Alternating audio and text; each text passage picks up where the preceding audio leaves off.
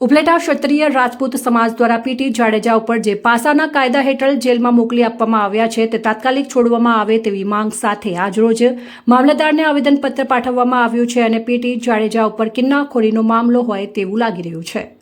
અખિલ ગુજરાત રાજપૂત યુવા આંતરરાષ્ટ્રીય અધ્યક્ષ પીટી જાડેજા જે રાજપૂત સમાજના પ્રતિષ્ઠિત વ્યક્તિ અને અસ્મિતા આંદોલનમાં ખૂબ જ તનમન ધનથી લડતમાં સાથે હતા અને સાથોસાથ હજારો જરૂરિયાતમંદ દીકરીઓના સમૂહ લગ્ન કરાવી હરહંમેશ રાજપૂત સમાજ અને 18 વર્ણના લોકોને હરહંમેશ આર્થિક સહાય આપનારા એવા પીટી જાડેજાને સામાન્ય કેસમાં પાસા કલમ લગાડીને ધરપકડ કરવામાં આવી છે, જે સમગ્ર ક્ષત્રિય રાજપૂત સમાજ માટે આંચકો સમાન છે અને દુઃખદ ઘટના છે। ત્યારે ઉપલેટા ક્ષત્રિય રાજપૂત સમાજ દ્વારા પીટી જાડેજા અને સમાજ માટે સ્વીકાર નથી અને યોગ્ય ન્યાય માટે આજરોજ ઉપલેટા મામલતદારને આવેદનપત્ર પાઠવવામાં આવ્યું હતું। રિપોર્ટર સરફરાજ કોડી, ઉપલેટા। પીટી જાડેજાને ન્યાય આપો, દૂર કરો, દૂર કરો। હું વાળા કાકુભાઈ ગામ ચરેલિયા રાજપૂત સમાજ આજે એકતા અખંડિતતાને લઈ અને જે પીટી જાડેજા સાહેબને જે અન્યાય થયો છે એ અન્યાયને દૂર કરવા માટે અત્યારે અમે આખા રાજપૂત સમાજ અત્યારે અહીંયા આવી અને મામલતદાર કચેરી આવેદનપત્ર દેવા આવ્યા છીએ। અમે તો રાજપૂત સમાજે તો બલિદાનો આપ્યા છે, એનો ઇતિહાસ કંઈક ગવાશે અને અમે અત્યારે જે પીટી જાડેજા સાહેબને ખોટી રીતે ફસાવી અને રાત્રે જે એને લઈ ગયા એ પીટી જાડેજા સાહેબને નથી લઈ ગયા, પણ રાજપૂત સમાજને કલંકરૂપ આ કિસ્સો તમે બનાવી દીધો છે।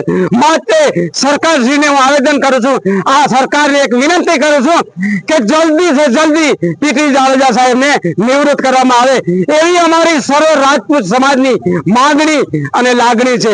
કારણ કે आत्मसम्मान की गौरव गाथा, आत्मसम्मान की गौरव गाथा जिसने राजपूत समाज के दिल पर लिखे है वो पीटी जाडेजा साहब है, वो पीटी जाडेजा साहब है। जय माता दी। मारू नाम चुड़ासमा भरतसिंह शिवभा। आज रोज उपलेटा तालुकाना તમામ ગામના ક્ષત્રિય સમાજના આગેવાનો એક આવેદનપત્ર દેવા આવ્યા છે, જે પીટી જાડેજા માટે અન્યાય થયો છે, જે અમારા સમાજના ભામાશા ગણો તેના માટે અડધી રાતે એને ધરપકડ કરી અને પાસાના તાત્કાલિક ધોરણે કાગરે કરીને સાબરમતી જેલમાં ધકેલવામાં આવ્યા। જે અન્યાય થયો છે અમારી માટે, એના માટે અમે ન્યાય માટે આવેદનપત્ર આપેલું છે અને અમારા ઇતિહાસ બલિદાન અમે દીધા છે। એ જોઈને સરકારને પણ કંઈક વિચારવું જોઈએ કે આ સમાજ છે એક બલિદાન દેવાવાળો સમાજ છે, એના માટે અન્યાય કરશો તો પછી બીજાનું શું? અને આ જ્યાંથી અસ્મિતા આંદોલનનું આ હાયલું છે ત્યાંથી જ અમને લોકો જે આના હારે જોડાયેલા છે એને ટાર્ગેટ કરવામાં આવે છે ગોતી ગોતીને। આવું ઘણી જગ્યાએ બનેલું છે અને આ આવતા સમયમાં પણ આવું બનશે એવું મને લાગી રહ્યું છે। તો આના માટે કંઈક સરકાર વિચારે અને અમારે પાછું રોડ ઉપર ન આવવું પડે તેનો વિચાર કરી અને અમને ન્યાય આપે। જય ભારત માતા કી જય। હું જયદેવ સિવાડા ગધેતર આજ રોજ મામલતદાર કચેરીએ અમે આવેદનપત્ર આપ્યું છે।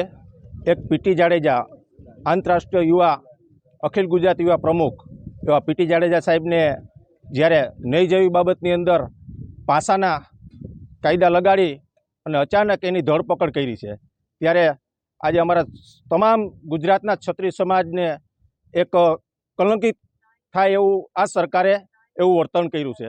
જ્યારે અમારા ઘણા બધા સમાજના ઘણા આગેવાનો એને પણ આવી રીતે ફસાવવામાં આવ્યા છે, ત્યારે હવે અમારો અંત આવી ગયો છે કે ક્ષત્રિય સમાજ માટે કેમ આવો અન્યાય થાય છે। બીજા પણ ઘણા બધા ગુના છે, ઘણા બધા ગુનાની અંદર સંડોવાયેલા છે, પણ એને આવી રીતે તાત્કાલિક ધોરણે પાસાના કાગળિયા ક્યારેય કરેલા નથી। તો પીટી જાડેજા સાહેબ અમારા સમાજનો એક ગૌરવ છે, સમાજની અંદર એક એનો ભોગ છે, સમાજની અંદર એક દાતા તરીકે ભામાશા તરીકે અમારા સમાજનો એક સારું એવું કાર્ય કરે છે અને હર સમાજની અંદર જ્યારે આફૂતી આવે ત્યારે પીટી જાડેજા મોખરે હોય છે। એટલે એમનું આજે અમને એવું લાગે છે કે કાંઈક સરકારને એવું લાગે છે કે આ સમાજનો આગેવાન છે તો આને પાછો પાડવો અને આને ઇજ્જત ઉપર હાથ નાખો, તો એ પીટી જાડેજાની ઇજ્જત ઉપર હાથ નથી નાખ્યો, સમસ્ત ગુજરાતના રાજપૂત સમાજ માટે આ એક એની આબરૂ ઉપર હાથ નાખેલો છે। એટલે અમને આજે એવો અમારા આખા ઉપલેટા રાજપૂત સમાજ તમામ પાંખું એટલે તમામ જ્ઞાતિ પણ અમારી સાથે છે। એવી રીતે અમે આજે આવેદનપત્ર આપી અને પીટી જાડેજાને ન્યાય મળે, તાત્કાલિક ધોરણે ન્યાય મળે એવું અમે આજે આવેદનપત્ર આપ્યું છે અને સમસ્ત ક્ષત્રિય સમાજ આ રોષે છે. આથી વિશેષ કદાચ ન્યાય નહીં આપે તો અમે રોડ પર ઉતરી અને ગાંધી ચીમકી દ્વારા અમે આંદોલન પર કરશું એવી પણ અમારી તાકાત છે અને કરીશું.